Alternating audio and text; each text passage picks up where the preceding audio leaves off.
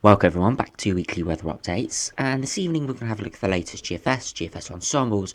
We'll have a look at some precipitation charts as we've got another deluge coming in this weekend, and finally we'll have a look at the live radar as we have seen some thunderstorms today. Now firstly, we'll run through the GFS, and as you can see, we've got northerly wind at the moment, and it's bringing in quite a cold air mass. This is what's fueled these thunderstorms today. Now, it's been embedded thunderstorms within areas of showers, so we've seen a lot of convection around, especially in central and southern areas. Now, and what's happening, we've seen some embedded thunderstorms, not really active thunderstorms, but perhaps like 10 or 15 strikes within 20 or 30 minutes or so.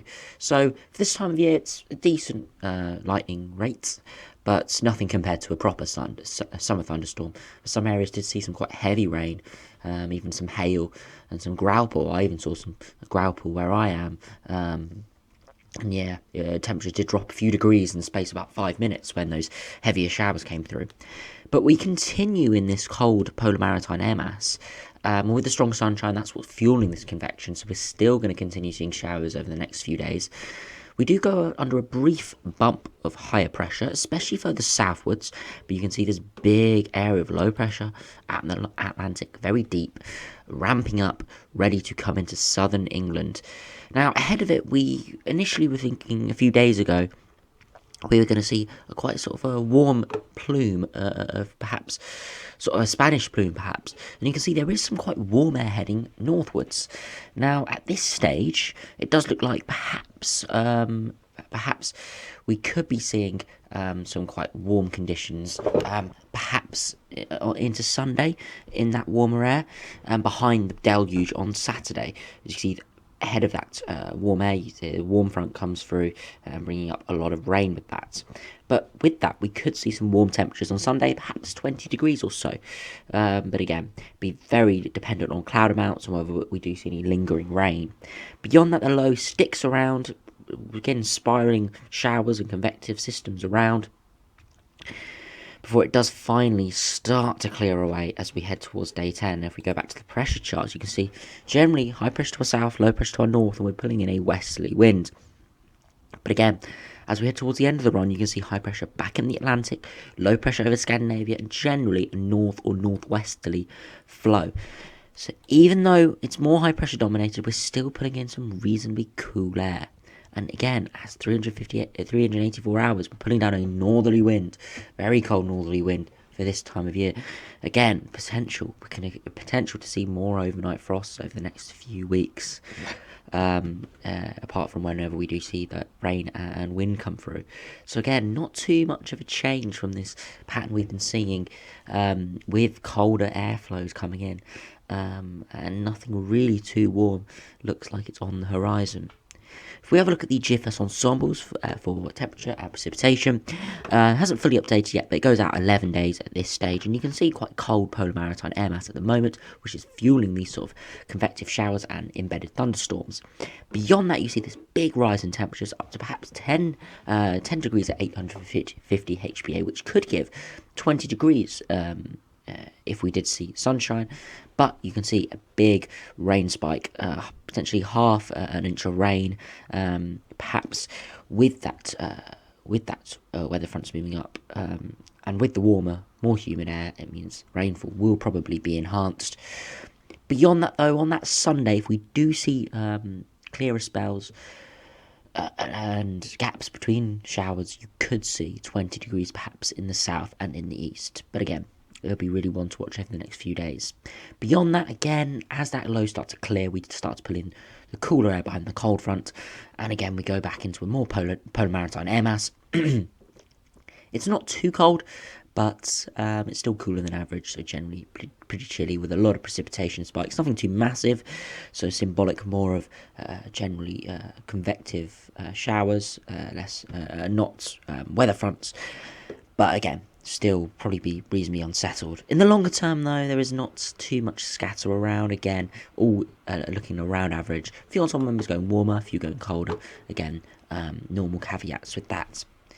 If we now have a look at the latest GFS precipitation spikes, have a look at this deluge coming on Saturday. And you can see today we've got those convective showers a bit of snow in the north, perhaps, and again more snow over Scotland overnight into tomorrow.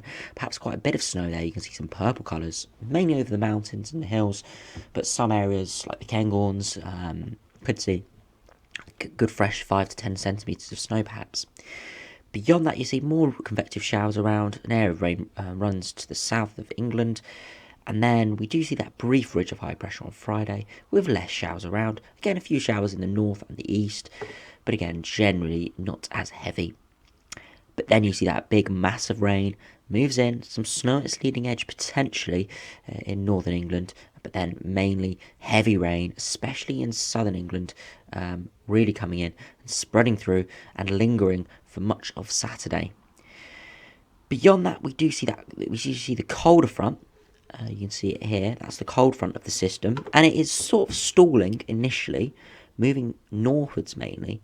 And so that means on Sunday afternoon, you can see it's a bit clear in the east. That's where we could see some higher temperatures. And if we do have a look at max temperatures, and we move to Sunday afternoon, you can see 18, 19, maybe even 20 degrees in the eastern half of the country. So it'll be interesting to see whether that does come off again. If that cold front moves through slightly quicker, or we do see some showers around, that will not happen.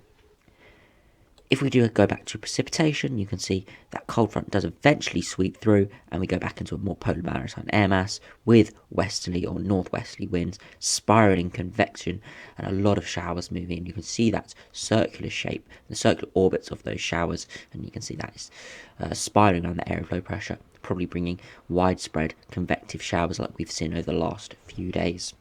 So yeah, not too much of a change on the horizon. Still looking very showery and quite wet and windy as well.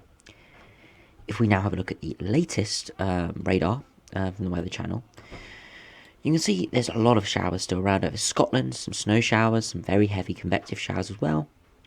Going through into parts of Northern Ireland, again more showers, and parts of Northern England got some showers around as well. The showers in the south have started to drift away now. There's one still towards East Anglia, and then parts of Oxfordshire, heading into the London area, and then one area of rain and clearing from Kent. But if we just run this back a few hours, you can see there was a lot more high convection and heavier precipitation. You can see a few of these little embedded thunderstorms did give some lightning strikes in parts of Kent. To sort of in the Guildford area, I was seeing there was quite a few lightning strikes, and then parts of central London as well. Saw a few lightning strikes as well.